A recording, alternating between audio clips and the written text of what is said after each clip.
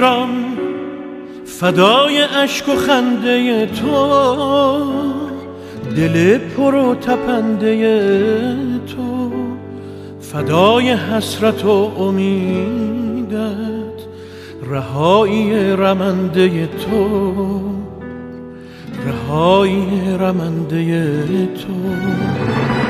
ایران اگر دل تو را شکستند، تو را به بند کینه بستند، چه عاشقان بی نشانی که پای درد تو نشستند، که پای درد تو نشستند.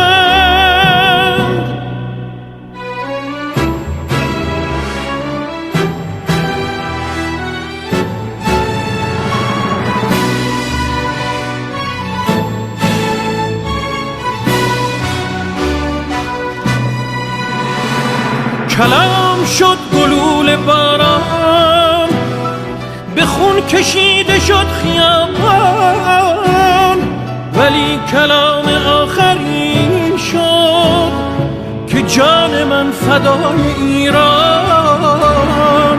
تو ماندی و زمان نو شد، خیال عاشقانه نو شد، هزار دل شکست و آخر هزار و یک بهانه نو شد.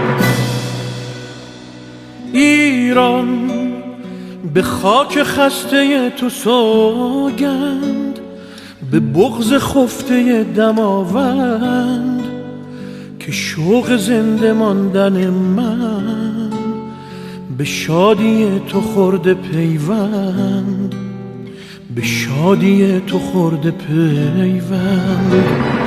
ایران اگر دل تو را شکستند، تو را به بند کینه بستند، چه عاشقان بی نشانی که پای درد تو نشستند، که پای درد تو نشستند.